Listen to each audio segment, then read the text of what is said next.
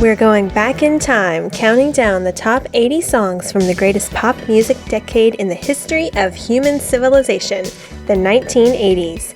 You're listening to the 80 of the 80s podcast with your hosts, DJ CK1 and AK47.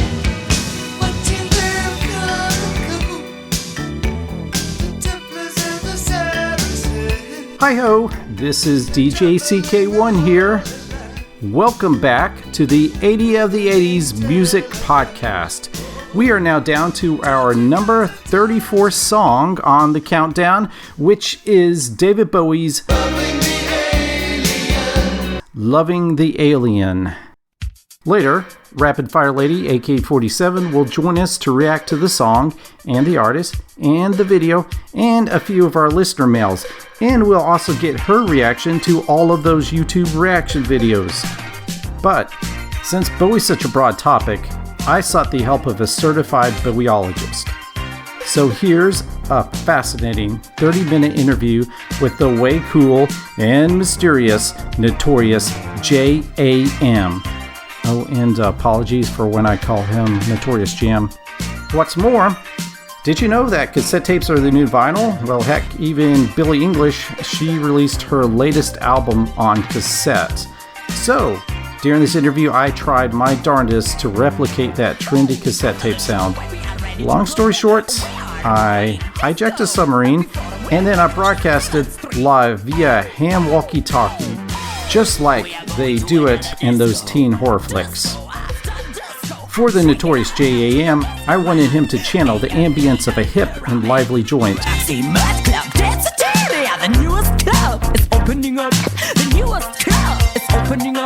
Therefore, he is recording at one of the vintage, retroiest places in the whole wide world. I'm talking about VisArt Video in Charlotte, North Carolina. So that's why you will hear some stylish dudes in the background.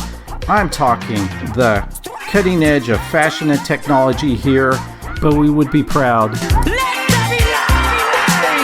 Let's get it on. 'Cause David Bowie's gonna be here tonight in New York. Here we are with a top Bowie enthusiast. I know who I am, and I am willing to declare myself to the world. To give us kind of his take. Because, you know, who am I to say that my take is the best take? Notorious J.A.M, thanks for joining us.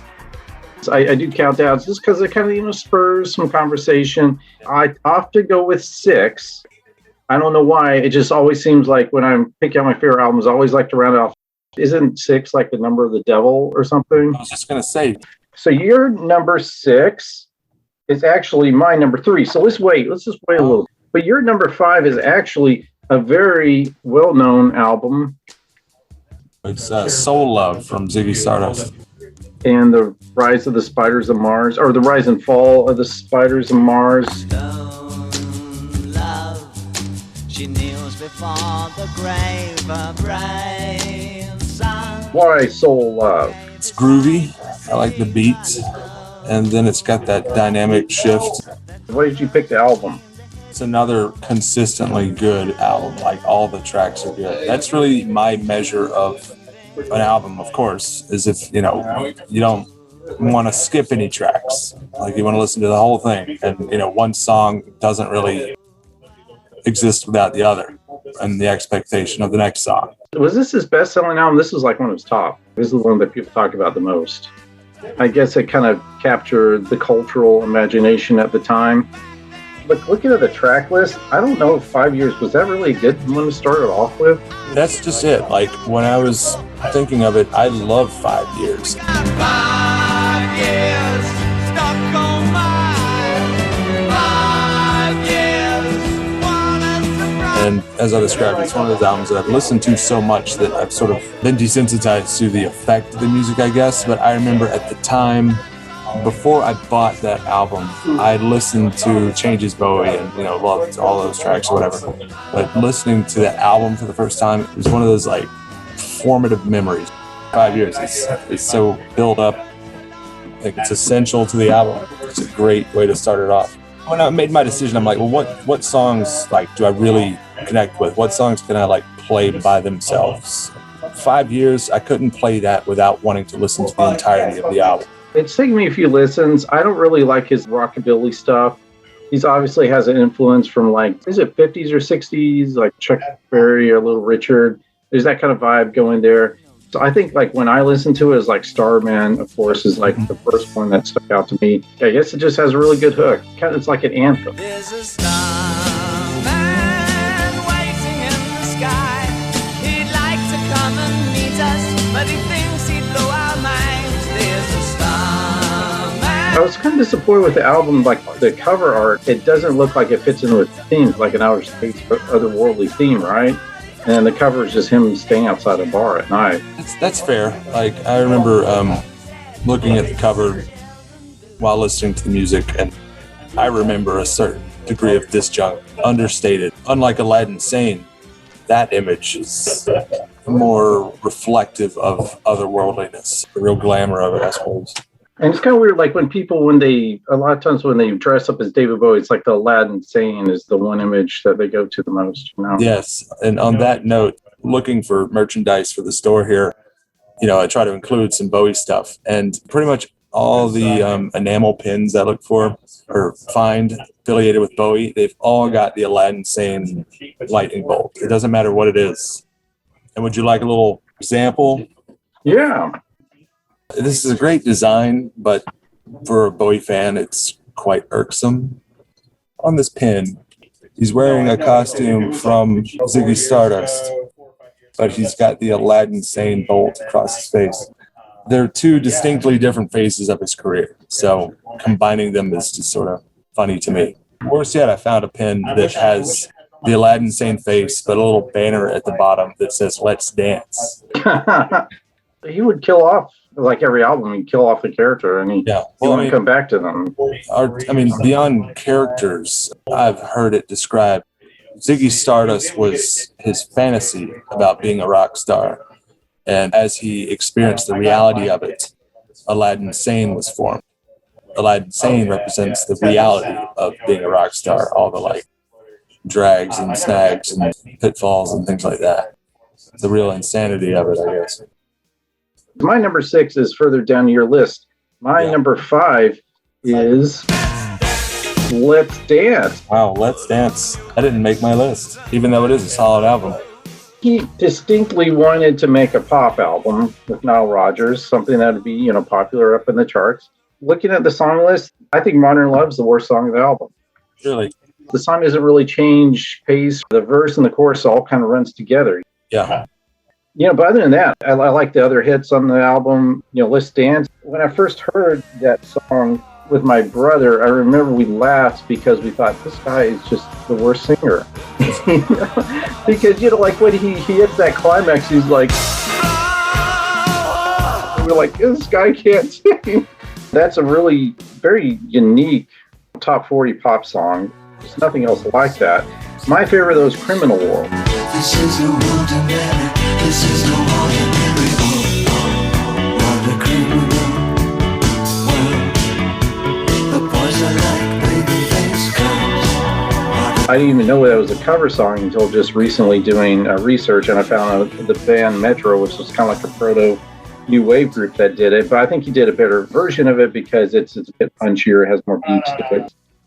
What do you think of the version of China Girl versus, say, Iggy Pop's version? It's another really odd top 40 hit song that they would play it on VH1 when I was growing up. They do 80s flashback. It's a really odd video. When I saw it on Much Music, which is the Canadian video station, and the adult version where have you seen the version where like it's her and David Bowie rolling around in the sand and you see his butt? Guess not. You haven't seen his butt. I was watching with my cousin. He was like, "Go, Bowie, go!" Anyway, I like that version better than the Iggy Pop version. How about you? I'd say Iggy Pop.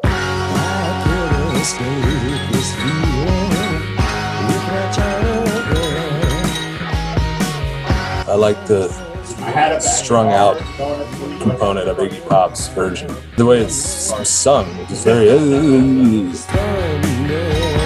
I think that works for the song. compared to like making it super elegant. Even though China Girl was for a long time the like one song I would do at karaoke. Oh yeah. Everyone hated it. Like try to go downtown Clemson TDs and sing a Bowie song. I distinctly remember getting flipped off one time. Go ahead, do it for us. Deuce Baby, you shut your mouth. Oh baby, just you shut your mouth. Come on, say it. Not gonna. It's a little more tequila than I've had today. Remember when we did Ziggy Stardust, the song, karaoke? Did we? Yeah, and I think we were both a little inebriated, and the part was like making love to his ego. Making love with his ego. So when I started, That was tequila there. That one evades my memory. maybe for a reason. So my number 4 is Heroes. Yeah. How's Heroes not on in your top 6? Just heard the song too many times. But that's that one song, but there's more to it than that, right? Yeah, it was tough. In fact, Sons of the Silent Age almost made it on there, but I made my decisions based on what albums I would put on like right now. So, I mean, this list, of course, is subject to change. It's in stone now. You're wedded to it, yep. On the internet. Because I guess Heroes is overplayed. I'm going with Secret Life of Arabia.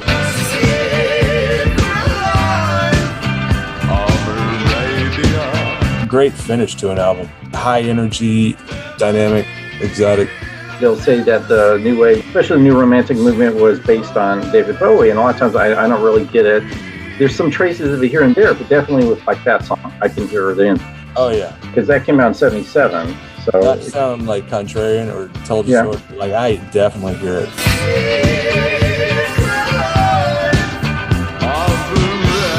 What about the ambient stuff? I like it. It's nice, like punctuation within those albums, like sense of doubt, climax of that song. You know, it like broods and royals, and then there's that like vocal breakthrough.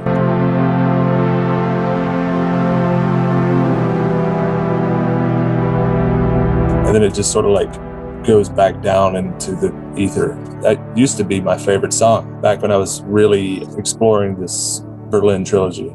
The Berlin trilogy, half of Low was recorded in Berlin, all of Heroes, and then none of Lodger was recorded in Berlin. That was more like a marketing thing, but we called it that because he wanted Lodger to do well. Granted, there is, was on the album, and so that has that to link it together. They were all produced by Tony Visconti, and there's kind of a similar vibe to that, especially like with the experimental stuff, which I'm not as fond of a bit. Often I skip over the ambient. Really? That's why maybe it wasn't lower on my list. We can move on to your number 4 now. I was not really as much of a Bowie fan until I started doing more research for the show, because a lot of his songs don't really grab you. I often say that I think life is too short for mediocre music. If the song doesn't grab you right away, move on to the next one. Because if it's a good song, it should immediately hit you. But with Bowie, none of his songs are repetitive, redundant, but a lot of them aren't really that catchy either. So they're somewhere in between. And it's not until like you listen to them several times that you start to kind of notice, hey, there is the melody here, but it's more like a stretched out. It's not like a quick and fast chorus melody. It's more elongated. But Diamond Dogs took me like the third listen. What was your favorite for Diamond Dogs? Sweet Thing.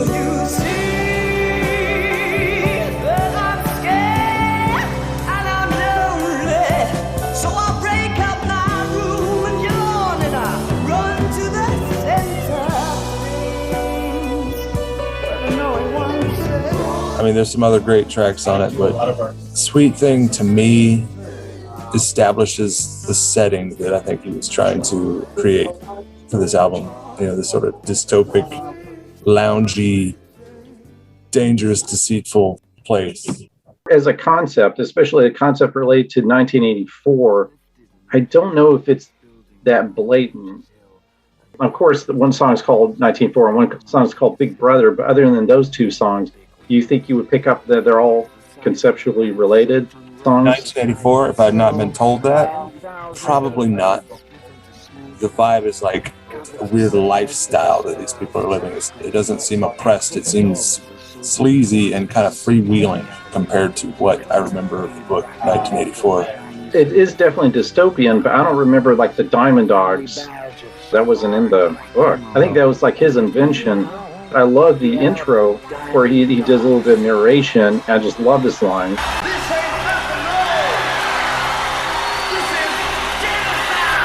Brings to mind like those late 80s arcade beat 'em ups. You have this urban decay and people have to fight on the streets to survive. And that's kind of like the more of the picture I get. That being said, I think that's why I like Sweet Thing so much, because you got the weird future legend intro, you know, Diamond Dogs bursts into the scene and it's this like clunky rock and roll song, and then it shifts to Sweet Thing, this mellow, shadowy tune, you know. I think that's why I like Diamond Dogs, is there's like sort of sense of danger, I suppose, like cyberpunkish maybe. Like, have you ever seen you've seen Rock, I guess you haven't seen Rock and Rule yet? Yes, I did. That's sort of what I imagine. Mutants and yeah, drugs and nightclubs and people summoning demons and shit. Your number 3 was my number 6.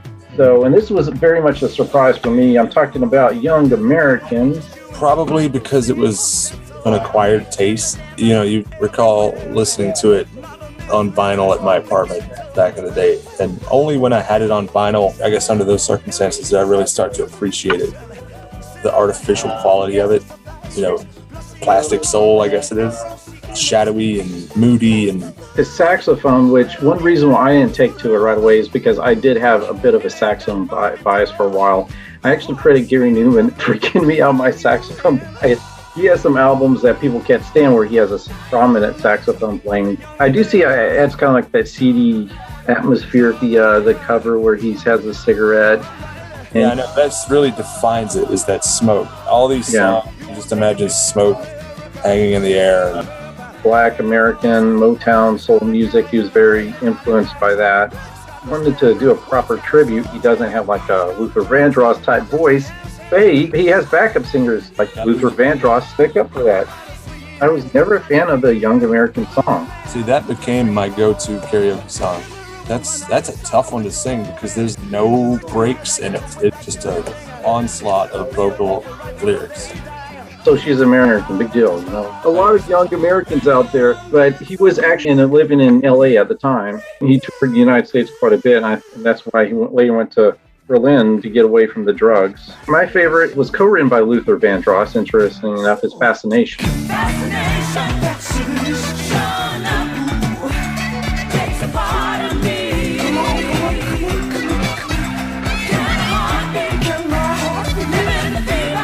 I think that, and then the one you picked, which was Right. Both those songs really build up. I picked Right because I, having seen Cracked Actor, gained an appreciation for the work he put into that stuff. Like, do you recall the scene where the background singers, Luther Vandross included, are trying to get that weird part in the song right, and they just keep doing it over and over? Yeah. They describe like how difficult the song was to perform. You know, where they're all like, doing it, giving it, keeping it back. Right. That's cool. That's cool. Next one. Got to do it this way to get it. 1, 2, 3, 4. Get you when you're down. Nobody doing it up. Sometime. Okay, that's good. Right. Okay, and last section. Give me, yeah, give me, taking you with me, loving it, doing it right till time, giving it, keeping it back.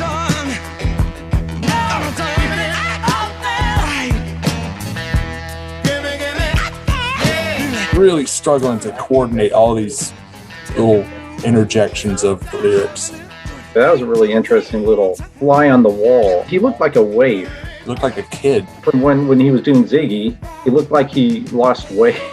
Oh, he did. Look at yeah, he did. Yeah, on Soul Train or the Dick Cavett show. Like he's a fucking skeleton with clothes on. He always talks about this dark drug era. Some of his best material. Now, maybe the cocaine had something to do with that? Maybe it brought the best out of him? I've maintained that a lot of the best stuff artists do are when they're like on the brink of destruction. It's kind of like a desperation. Yeah, so my number 3 is Low. During Bowie's low period, and he was trying to get the heck away from the States, trying to get away from cocaine. And so Low was kind of him sobering up. And so my favorite, which is your favorite song,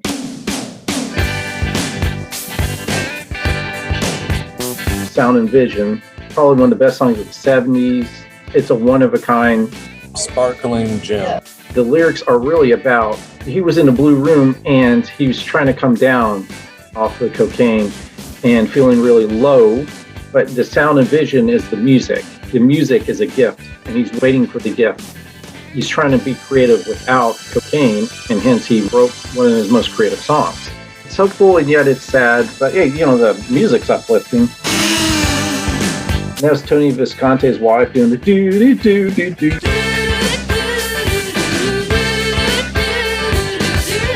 Oh, nice. She had a comment. She said she thought it was kind of twee.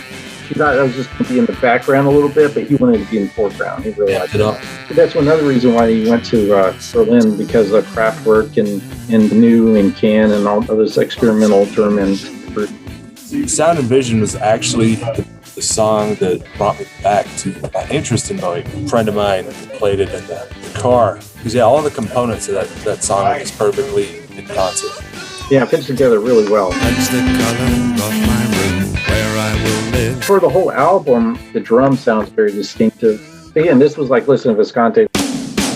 They came out with this thing called a harmonizer. For the first time in the history of recording or the history of the world, you could change the pitch of something without slowing the speed or raising the speed of the tape. And of course, if you raise the speed of the tape, you also raise the tempo or lower the tempo just to get to drop the pitch, So I had it for about a month, and I tested every sound I had from my mixtapes and all that. And what it did to a snare drum was just incredible. It kind of dropped the pitch, and then with the feedback knob, I would feed back the drop pitch, so the pitch would continue to drop. I get a phone call from David and Brian Eno, and they said, we're going to do an experimental album in France, in Château d'Hérouville in France. And they said, what can you bring to the table? We want to be far out, man. We want to go as far as we can. I said, I've got a harmonizer. They go, great, what does it do? And I said this spontaneously. I said, it fucks with the fabric of time.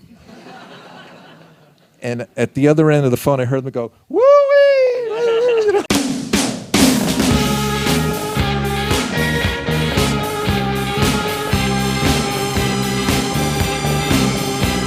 I think with Low, first half is solid, but why couldn't he have just taken ambient stuff off of Heroes and put it with ambient stuff on Low, and then the pop stuff off of each album, put it together? The pop, Low, and Heroes would have been the best album ever, don't you think?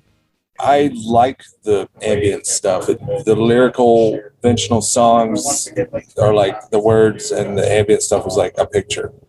I like how it reflects his sort of reclusiveness. It suited my mood at the time. It's like sometimes you don't feel like talking, but it's such a sincere artistic endeavor and distinctly Bowie that I don't have any real issue with it. Again, I think something that a pop artist today that consistently had albums up in the charts couldn't do. Yeah. No way they could get away with that. He had a pass for sure. And he pulled it off. A lot of artists, they get to that level and they produce crap. I was watching some TV performances of him in the 70s. The intros would always say, but here's a picture of Bowie, and now here's another picture of Bowie. Whoa, he changes a lot, doesn't he? I think that was part of his marketing. You don't know what the next phase is going to bring. The managers and the producers and the execs, the suits and ties, they were okay with that. They had faith in him. That's one thing that, again, Visconti said, this didn't really happen as much until the 90s. It was still, in the 80s, there was still permission to be who you wanted to be and what you wanted to do. It wasn't so industrial yet. Like the 90s, it was like the end of the music business. Any new trend that would come by would get squashed. But it was the opposite. It used to be, you always wanted to be on the cutting edge. Here's the sound of 75 now, but what's going to be the sound of 76? I mean, that's why, 3 years from 77 to 80 is like a decade of music. How many changes happen in that short period of time, especially as an adult. I could turn off the radio for a year or two and then turn back on and be completely different. It's a shame it's not like that anymore. Everything's all stagnant. Yes, it is. For how many years have we had bands like Nickelback out? How many decades have we had bands like Nickelback on the radio, It's funny. I remember seeing Nickelback playing behind Tiger Town Tavern in 1999 and walking by thinking, who the fuck is this? Like, they sounded just as awful then. You could have been there. They were right at the beginning, man. So let's go to your number 2, which is Aladdin Sane. Song is Time. Time. In quaaludes and red wine, demanding Billy dolls and other friends of mine. Take your time. Again, the sort of like chaotic, kind of strung out feel to it. I liked a lot. The insane piano, I love it. Time is dynamic. It's got shifts and changes, and it stands out. Timeless. I like Lady Grinning Soul. Yeah, it was a tough choice between those two. And Prettiest Star. Prettiest Star is just such a bop.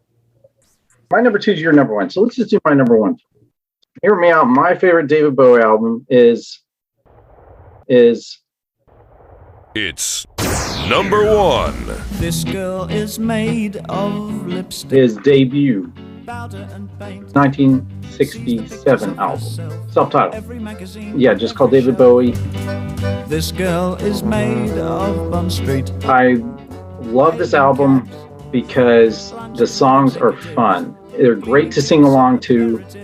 The lyrics are very accessible, but they're interesting, unique, obviously influenced by Anthony Newley. You know who Anthony Newley is?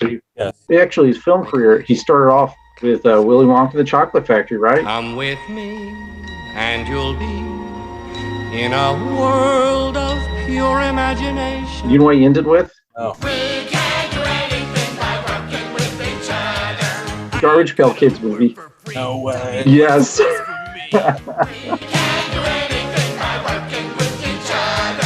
It's kind of like Orson Welles, like started with Citizen Kane and ended with the Transformers movie. Yeah, or like Marlon Brando ending up as Alan the Dr. Moreau. Better to blow up than fade away, I guess. Arthur is a singer with a band. I just thought, what's an album that I like to put in? And I think that just goes to show how talented he was, because he could do this straight up, super catchy, twee, quirky, fun album, and it could be his first. And like, I think for so many other artists, that would be the pinnacle right there. And I guess for me, it was his pinnacle. Really wants to be. And my favorite is Made of Bond Street. This girl, her world is made of flashlights and films. Yeah, it's a good one. It's only 2 minutes, but lots of lyrics going on there. He paints the image of the street. He had a crappy 9-to-5 job on Bond Street at the time.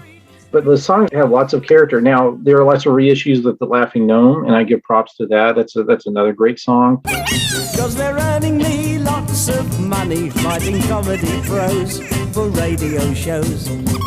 It's the gnome service, of course. I recommend listening to the whole J.A.M anthology.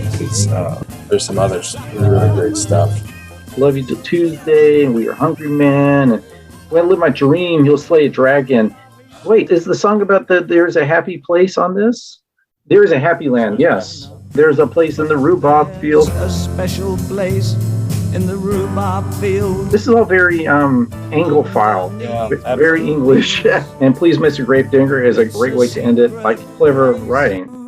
If I had to pick a favorite on that album, Silly Boy Blue. Yak butter statues that melt in the sun. Even though my favorite J.A.M era single might be Heat of the Morning. See, I don't even know that one. It's off the World of David Bowie. Okay, I'll look it up and maybe I'll play a clip of it right now. In the heat of the morning, in the shadow I'll clip your wings, and I'll tell you I love you. In the heat of the morning.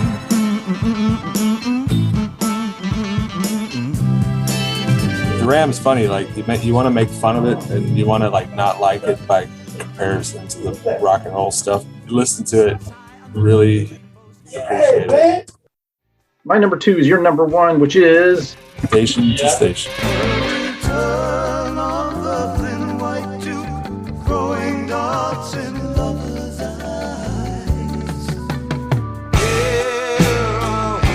Station to station. This is another one where I didn't really get that deep into Bowie. I was at your place and you showed me a YouTube clip of him performing on, was it the Night Night Live with Klaus Nami? No, that was pretty cool, by the way. I love that clip. That was really neat, that, you know, how he got Klaus Nomi his iconic costume and everything. He was on the Dinah Shore show. She didn't really know what to make of him, and the Fonz was there. The Henry Winkler was there too. Right, they were all sniffing and. Oh, they were. Oh, I didn't notice that. Yeah. Yeah. What song did he do? I forget. He did Stay. That's what I meant to say, or do something, but I never say stay this time. I really meant to so bad this time. Stay. Yes. Right. That was a tough choice between DBC 1.5 and Stay. And Right. the deciding factor was thinking about how cool that version of SNL would cost dollars. Actually, I might go back and say Stay is also my favorite off that album. It's a long song. It's kind of disco. To me, it is a carryover of Young Americans, and that it's funky. It's almost like water slide. All that rhythm. It's like when you hit the chorus, you're sliding back down. My choice, TBC 1.5.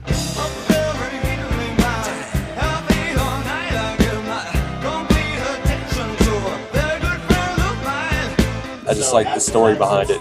Would you tell that story for our listeners?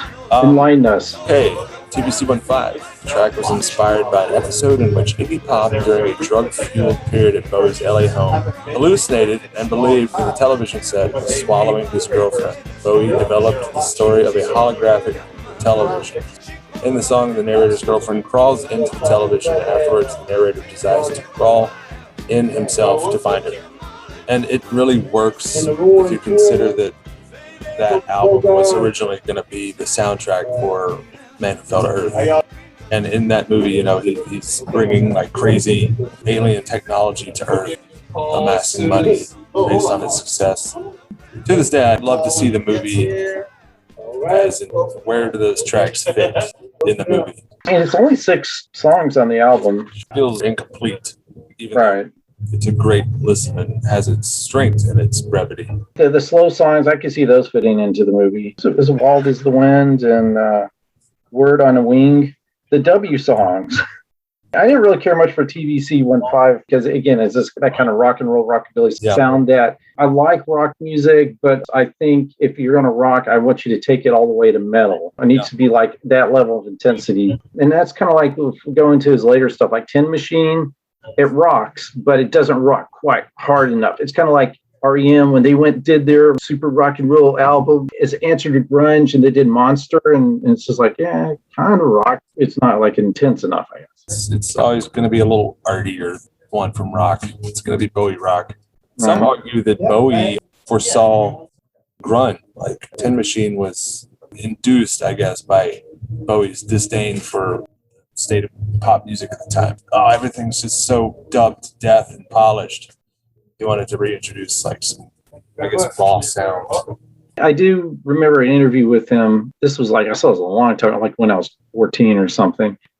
He was talking about synthesizers mostly, but things get too polished and technical that people want to go back to something more primal and bass, and they want to, as he called it, hug on wood. Again, he had the knack of getting his feelers out, whatever was going on in the underground, and appropriating that. He admits openly that, yes, I do imitate the styles of others. I do take it. You know, I'm like a sponge. I take it on and then I spit it back out in maybe more of a palatable form. He makes it his own. Like, you know, yeah. Can't say he really rips anybody off, but you can tell, yeah. I don't know, it makes me think of the nature of Japanese technology, as I understand it. When I worked at the Thai restaurant, my boss, you know, he traveled all over Japan and learned everything about the cultures. And it's like, yeah, Japan, they don't invent very much, but they innovate and perfect whatever they get their hands on. And that's sort of the way I look at Bowie and style. It's like he perceives, you know, a style and then makes it Bowie. Right. I have this good quote from his wife who says that the driving force behind David is his curiosity. He always was very curious about art. And so whatever like new and different kind of art things that were going on, he always wanted to study it. Later in the 90s, though, and I think this happens to everyone as they get older into their 40s, they kind of fall a little behind.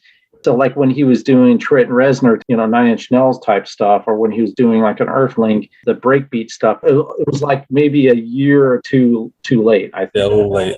After you said that you really liked the Earthling album, I went back and listened to it again. I was like, if I could just get over the breakbeats, which in itself, breakbeats aren't that bad. I just kind of got sick of them, I guess, back in the 90s. It's a very enjoyable album. So nothing gets that. But I think maybe with his 21st century stuff, he's just like, I'm not really here to break new ground. I'm just here to make music. It's a god-awful small affair to the girl with the mousy hair. The Life on Mars really made the ranking difficult because it is like such a good song, but the album's kind of hazy. I forgot to mention that. I think that's like probably the best song in the 70s. If they ask her to focus on sailors fighting in the dance hall, oh man, look at those cavemen go. It's the freakiest show. From one source that I read, Life on Mars was one of the songs that he based on his previous girlfriend, Hermione Fartherling, which is a very English name. Probably the most English name. And he was really into her, and she really broke his heart. She left him for a movie actor, not really a well-known movie actor. And so the song Life on Mars, when you look at the lyrics, this girl with the mousy hair who goes and watches the movies and how it's kind of another world because it's not real. And these movies could be as if it was on Mars because it's so different. And I could see him almost getting jealous of maybe these actors or this movie world that she is so fixated on. I guess it might be kind of like an angry breakup song. Yeah, I mean, it's definitely like suit yourself kind of attitude. It's describing all this ridiculous imagery up on the silver screen. So my interpretation of the Life on Mars, especially now, that reminds me of Watchmen. Yeah, it's Watchmen. Oh. I've read the graphic novel. Okay, so Dr. Manhattan eventually gets fed up with the goings-on of Earth, that he just goes to Mars. Now here's their Life on Mars. It sounds to me like Bowie's exploring another option. Looking for another lady, maybe, or life, a new change, a new career in a new town. Is there life on Mars?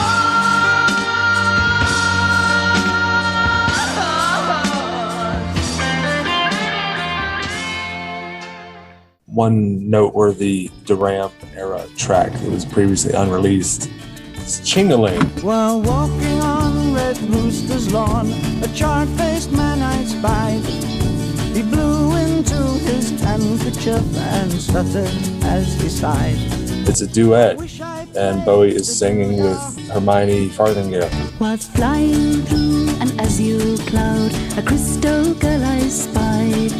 She kissed the bluebird's honey tongue and stuttered as she sighed. On a Chuck Berry cover? My Ding-a-Ling? No.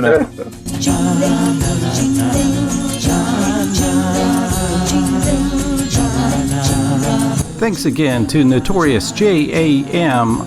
Yeah, check us out at VisArtVideo.org. Largest collection of rentals on the East Coast.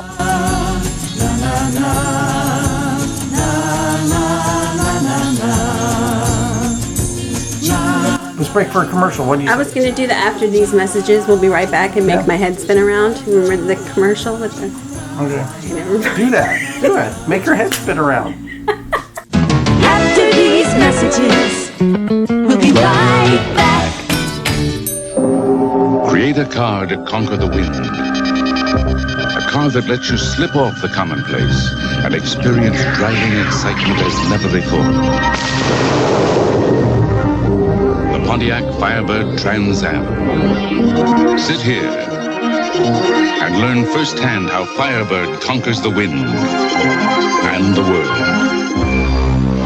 Pontiac, we build excitement. It's new! It's outrageous! It's styling and insult, and I'm Sultan. Ever been insulted? Sure you have. No, you haven't. Call 1-900-2-INSULT. Having one of those days? I'll make it worse. Call 1-900-2-INSULT. Can't take any more? Think again. Your friends won't tell you what they really think of you, but I will. Dial an insult. $2 first minute, $1 each additional minute. No tolls charged, no obscene language. Kids get parents' permission. Laugh or cry. It's an experience. So every month, we make a point to sit down as a family, our 2 kids, and we donate to DonorSee. Now, we don't donate a lot, but every little bit counts, even $1 if you can do it. It really sort of puts things in perspective. To be able to help people is it's a really great lesson to teach your children, and it just kind of makes you feel like you're helping even a little bit. Right. And you get to see where your money is going. It's not like you're writing someone a check and you just never know what happens. You get videos. It's just really wonderful. And they say your name sometimes. They say your name. Usually you get a direct thanks a lot of times from the people you're helping. It's just so amazing. Yay! I love DonorSee. Don't give me that so soda, the same old cola. I want a rock and roller. I want a pie. I want a Shasta. I want a taste for that. All the great taste Shasta has. I want a pie. I want a Shasta. I want a thrill. I want a wow. Tasting all I want it now. I want a pie. I want a Shasta. Shoot you down, bang, bang.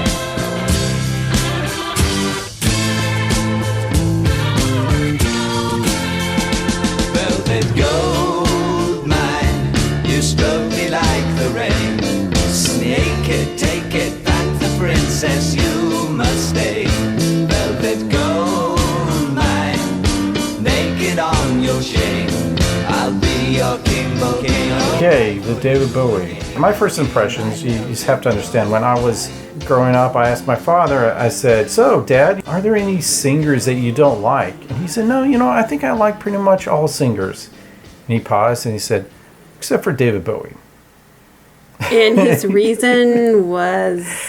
I mean, he does have kind of an unconventional voice, but he has a unique voice and he uses it really well. And if you remember when we watched that documentary that's on Netflix about auto-tune, Yes. and how horrible auto-tune is, and they had one of his producers who said that sometimes you need it in the studio. It helps to save money and time, especially back in the day when recording tape was valuable. Yeah. You only had so many tracks that you can just, tweak the vocals a little bit to put it in tune. But he said there was one singer who was almost always right on the notes, and that was David Bowie. Nile Rodgers said this as well. The Let's Dance album, they did pretty much half of the album one take in the studio. That's not surprising to me, because David Bowie just has kind of this nonchalant sort of let's just roll with it personality. At least it seemed like it to me. He wasn't really that great of a musician, but he really knew his way around the studio. He really had a good vision for what he wanted to do and put out some incredible material. Another memory, I think, was when I was a young boy, my favorite things in the world were The Muppets, Sesame Street, and Star Wars. And so I saw this trailer for The Labyrinth, and they said, TriStar Pictures announces the collaboration of 3 extraordinary talents. Jim Henson, creator of The Muppets and Dark Crystal. And I was like, oh, this looks good. Yeah, this looks good, George Lucas, creator of the Star Wars saga. And I get even more excited. Yeah, right. And then they said, and one of the most innovative forces in modern entertainment, David Bowie. I'm like, no! Because again, I was convinced that he was lousy. I remember my mother had some negative comments when the great animated feature, The Snowman, and at the beginning they have a little intro with David Bowie talking about his magic scarf. Frost on the window, and snowballs, and making snowmen. One winter I made a really big snowman. He got this scarf for me. You see, he was a real snowman. And I remember my mother making some disparaging remarks about it. So I grew up kind of with a negative impression. It's taken me time to not only like him as a person, but also to like his music. So, man, that Snowman intro was so hot. was wearing a sweater, so I hope he the was... sweater, the just hot, melt the snowman. Well, another thing is, I think the obvious influence that he has on a lot of my favorite bands and artists. It makes sense now that when you listen to the extended version of the Band-Aid, Do They Know It's Christmas?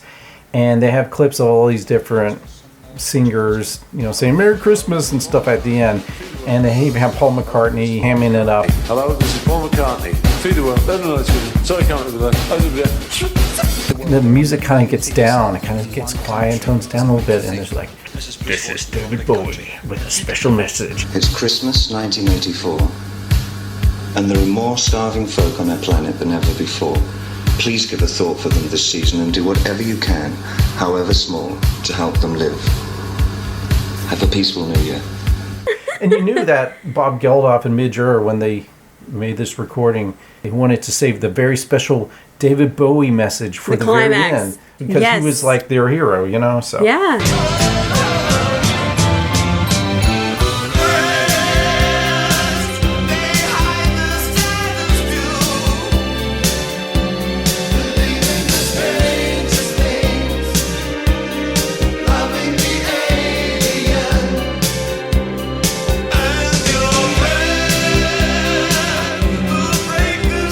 Topic of the show, Loving the Alien.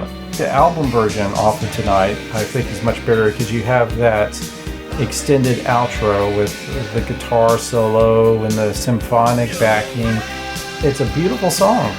It's got drama. It's got that marimba. It flows. I think I read somewhere someone described it as watching a ballet in slow motion from a spyglass. Wow. We have to talk about the video for Loving the Alien. Yes. Yep. There's obviously some meaning to this song, and you can see that when you watch the video. He's trying to express something. It is about the extremism of organized religion. He mentions the Crusades quite a bit. The Templars, the Saracens, or whatever. The video kind of makes you think that he's talking about foreigners from other countries because he has a lot of different ethnicities displayed throughout the video. So it kind of gives the impression. And maybe that's what the director wanted to go for. Maybe so. After watching that video, you have to add David Bowie to the list of men who are actually kind of sucky dancers, but still look really good doing it. He's right up there with like Rick Astley and some of the greats, and Andy McCluskey. And me. And you. Yeah. I know where you learned to dance, definitely. Right.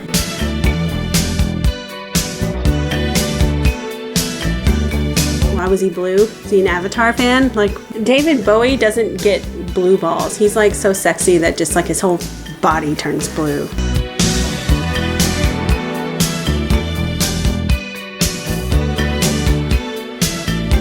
So let's do listener mail.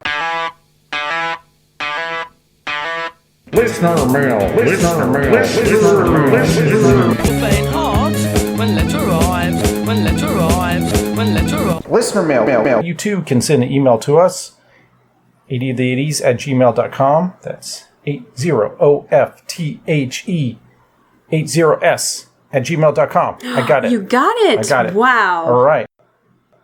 There was a leak on the internet, a spoiler. Some of our listeners got word of what the topic of the show would be. I wish we could read all of our listener emails on the podcast, but we just don't have enough time for that. These were the ones that were about tonight's topic, and there's kind of two different views. We have something that's message is a bit more negative, and we have one that's a bit more positive. Hey, bring on the negative one. Okay. I like hearing different opinions. All right, okay. So this one is from Matt. I want to kind of paraphrase, summarize, but Matt says, David Bowie isn't that great. He starts off with a bang. During his glam phase, he piggybacked and emulated the style of Mark Bolan and T-Rex, and then he says that he stole the thunder of Klaus Nomi. Okay, I don't agree with that one. Just from what I've read, David Bowie helped Klaus Nomi get started, and even helped by paying for his famous costume that we know is Klaus Nomi, right? Watching from the Nomi song documentary, they said that Bowie whipped out a wad of like $5,000 in cash and handed it to him. Now, I can't remember who did the sketch for the costume. I probably should go back and watch it. But bottom line is it's a great performance. So yes. SNL, look it up. So here Matt goes on that Bowie became a steward, English debonair for his German albums, but he wasn't doing anything that Brian Ferry hadn't been doing already. And so he said that musicians that he mentioned, like Nomi and Bolin and Ferry, they all had like a core artistic personality, but Bowie, he kept changing around, reinventing himself. Yeah. Worst of all, he had selfish behavior, like, for example, the unprovoked moment, this is Matt saying it, quote, when he pulled out and openly displayed his Goblin King for Debbie Harry. Gross. Oh, that is pretty bad. That's an interesting perspective, though. Thanks for the input there, Matt. A contrasting opinion, we have Mark. And Mark has been writing us quite a few emails, really nice comments. Again, I can't read them all. I can't read all of this email. Again, I'm going to have to paraphrase because he has quite a bit to say, especially about Bowie and the 80s. From what Mark says, that there are 4 saving graces for David Bowie in the 80s. Number 1 is Scary Monsters, which is an album that came out in 1980. But according to Mark, it's kind of an extension of what Bowie was doing in the 70s. That's like Ashes to Ashes. Fashion. Okay. 2, Stevie Ray Vaughan's Guitar and Let's Dance, which disappointingly, when you watch the Let's Dance video, they have Bowie playing the guitar. Yeah. And really, no, that's not David Bowie. I mean, let's be honest. That's kind of shitty. I think that was kind of the thing they did back in the... there are other examples of that. Maybe so. 3 is Cat People, which was a wonderful collab that Giorgio Moroder did with Bowie. And then 4, which was the topic of the show, Loving the Alien, a truly beautiful song. It is a really beautiful song. Absolutely. Right. Going on, Mark says what went wrong with Bowie was that Bowie had great collaborators, Visconti, Eno, Fripp, Bailu. What happened was people that Bowie later worked with in the 80s wasn't as good of a combo. Maybe Bowie had too much of a say in what was going on. Mark again mentions that Nile Rodgers was pretty good for the Let's Dance album. He put the Chic spin on them because Nile Rodgers is the guitarist for Chic. Actually, this is an aside. Rodgers and Bernard Edwards of Chic, Edwards was the bassist, they were both songwriters. They produced and in a lot of cases co-wrote some of the most iconic songs from the 80s. We're talking about like In Excess with Original Sin, Madonna, Material World, much of Duran Duran, there's a lot of stuff I'm leaving out. Their fingerprints are all over the decade and what made the 80s music so incredible. So that's an aside. Going back to what Mark said, that Tonight album was a bit of a misstep. You have Bowie playing with the reggae. Everyone will be alright. I agree with that. EMI present the outstanding man of music, the one and only David Bowie, with his hit album, Tonight. Still think Blue Jean's a great song. Tonight features his current single, plus Blue Jean, and 7 other great new tracks. That's a really freaky video. It is. Oh, but that's... Get David Bowie at his best. Get David Bowie Tonight. So sexy.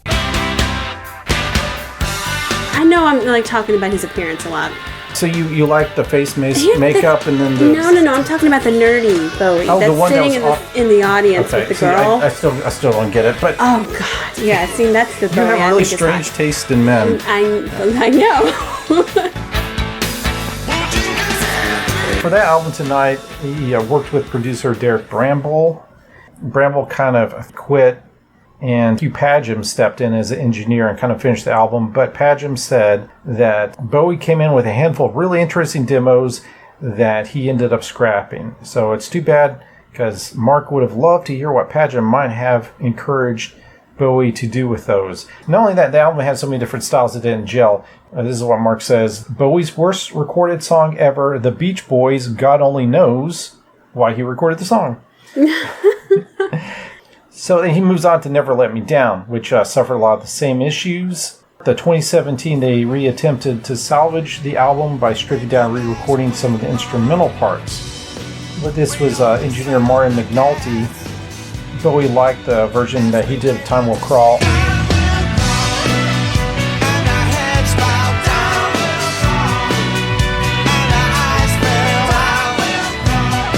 I didn't. Me personally, I didn't like it as much. Mark says the effort was unsuccessful for the most part because the songs weren't there, and I agree. I think the problem with Never Let Me Down, for me personally, I don't think it's so much the production. I think a lot of this songwriting was kind of blah. I love Time Will Crawl. I love the big beat. It's a pretty catchy tune.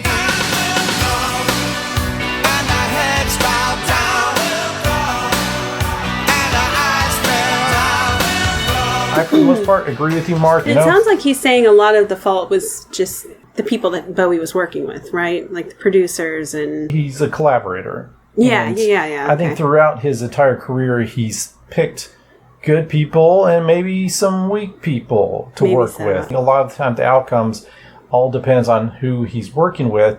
And his last two albums, the ones he did in the teens, were two of his better efforts because he went back to working with Visconti again. Maybe that's had something to do with it. But I also think that David Bowie, he got to a point where he didn't really care about being popular. He just wanted to make some music. And then his final album, Black Star, which was released like 5 days before he died, Bowie knew that was going to be his final. And I think he closed it off on a good note. He wrote the ending for himself. Something happened on the day he died. Spirit rose a meter, then stepped aside. Somebody else took his place and bravely cried, I'm a black star, I'm a black star. How many times does an angel fall? How many people lie instead of talking tall? I have a question. All right. No, this is important, okay? Have you been on YouTube recently and noticed like these reaction videos? Well, yes, I have. Is this like a thing now? What is it? What is the point of this? It's a thing that's been going on for quite a while. Okay. And again, what's the point? I think it's a cheap and easy way to get clicks. For example, we just, listeners, experienced one when we were looking for clips of David Bowie and his incredible role as the Goblin King in Labyrinth, and instead we got the results were some reaction videos, and I guess they're just hoping that maybe 1 out of every 100 people will click on that. It just doesn't make any sense to me, okay? Because like I can understand you wanting to know my reaction or me wanting to know your reaction because I love you. I care about sharing something with you, like G.I. Joe, right? Right. You wanted to show me G.I. Joe, and you cared. Like, what does she think? You know, is she going to run away with Shipwreck? Like, what's going to happen? I don't care about. I don't know these people. Why do I care what they think? Yeah, when I saw your reaction to Shipwreck without a shirt on. Yes. Yeah. Who's the doll, Flint? She's even better looking than Lady J. And he loves animals. A little parrot. Yeah, that parrot's a bit annoying actually. So. Lights out. Okay, I'll give you that one. But, I mean, should I be jealous of Shipwreck? A Baroness? Bye-bye, Birdie. Oh, that's right. Yeah. Hello? Yeah, you got me there. So. Yeah, well, she's kind of hot. I can't blame you for that one. But reaction videos. No, I just think, maybe not everybody has somebody to love.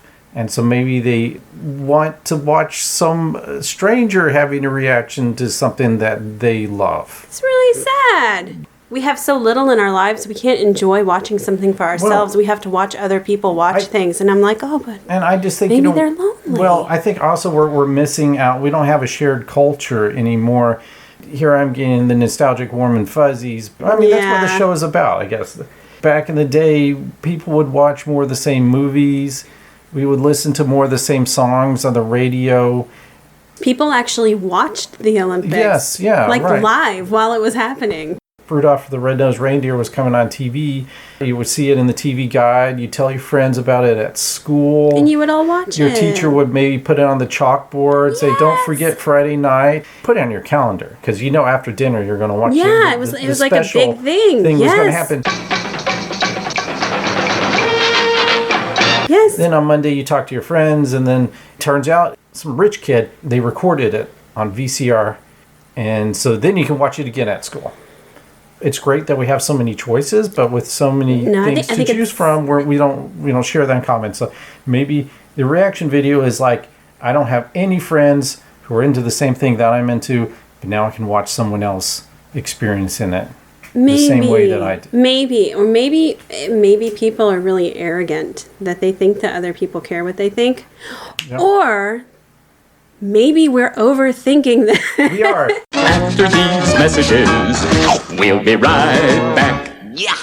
Oh, Star Wars. It's great in the arcade. Whoa! TIE fighters! Fireballs! Coming right at me! Watch the laser towers. Aim for the tops. Pick in the cannons. Use the force. They're coming too fast! It's Ray! It's Ray! My shields are gone!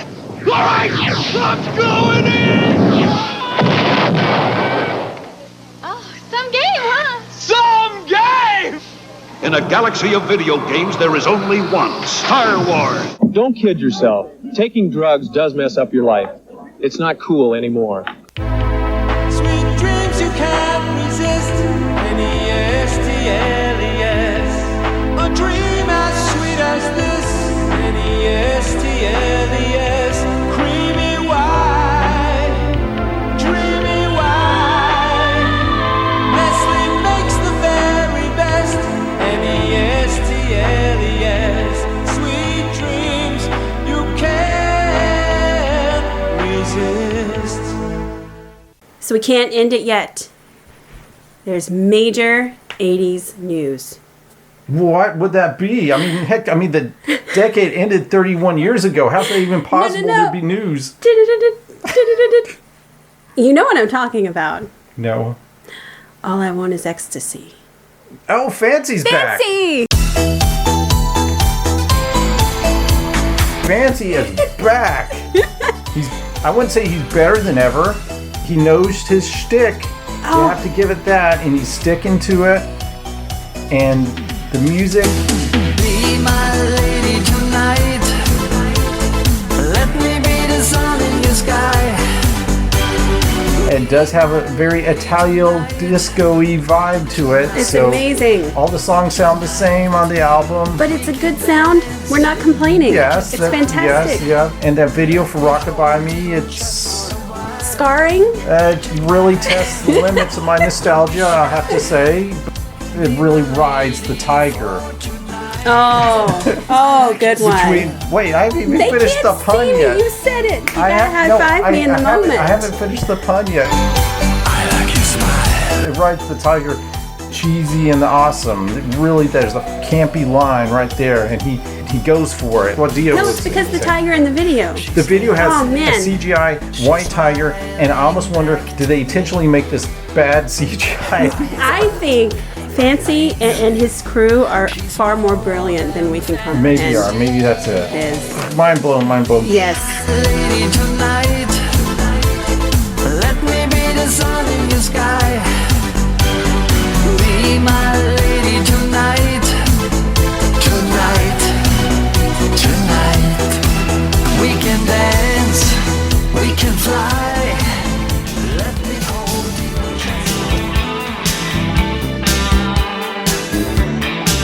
you. We named our car Bowie. That's true. Because I remember seeing this car on the lot, and I thought, it's a boy, but he's kind of sexy and feminine. And the first thing that came to my mind was David Bowie. So, Bowie. Yep.